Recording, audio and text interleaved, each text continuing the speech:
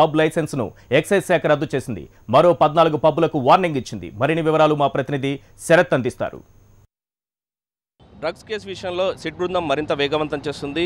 ఈరోజు ఉదయం అంటే పబ్బులకు సంబంధించిన కొంతమంది యజమానుల్ని హాజరు కావాలని కోరడం జరిగింది. దానికి సంబంధించి ఈరోజు హాజరైన వాటిలో 14 మందిని సీజ్ చేయడం జరిగింది. 14 పబ్బులు కావచ్చు, 14 బార్లు ఇవన్నీ కలిపి ఈరోజు కంప్లీట్గా సీజ్ చేయడం జరిగింది. అంటే కంప్లీట్గా ఈరోజు మాత్రం ఒకదానికి సంబంధించి ఎఫ్ క్లబ్కి సంబంధించి మాత్రమే వచ్చింది ఈరోజు.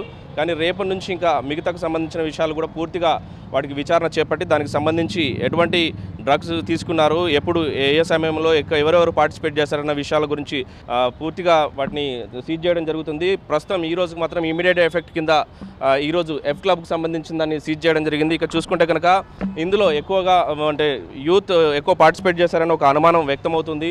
ఇందులో ఇంజనీరింగ్ స్టూడెంట్స్ కావచ్చు, లేక మన టాలీవుడ్ సెలబ్రిటీస్ కావచ్చు, చాలామంది ఇక్కడికి రెగ్యులర్గా వచ్చేవాళ్ళు. అందుకు సంబంధించి ఇక్కడ డ్రగ్స్ ఎక్కువ విక్రయించే వాళ్ళని కొంత అనుమానం ఉంది.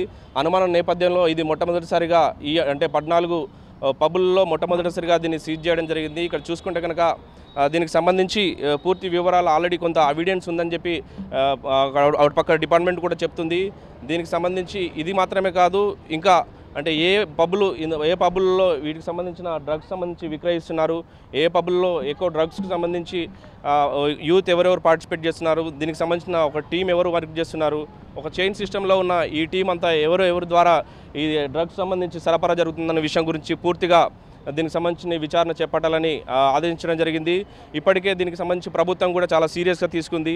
అంటే పబ్బులకు సంబంధించి కావచ్చు, లేక బార్లకు సంబంధించి కావచ్చు, ఎటువంటి ఉపేక్షించకుండా వీటికి సంబంధించిన వివరాలన్నీ ఖచ్చితంగా ప్రభుత్వానికి తెలియజేయాలనే నేపథ్యంలో ఈరోజు ఉదయం తీసుకొచ్చిన వీరందరినీ విచారణ చేపట్టిన తర్వాత ప్రస్తుతానికి ఎఫ్ క్లబ్ మాత్రం సీజ్ చేయడం జరిగింది.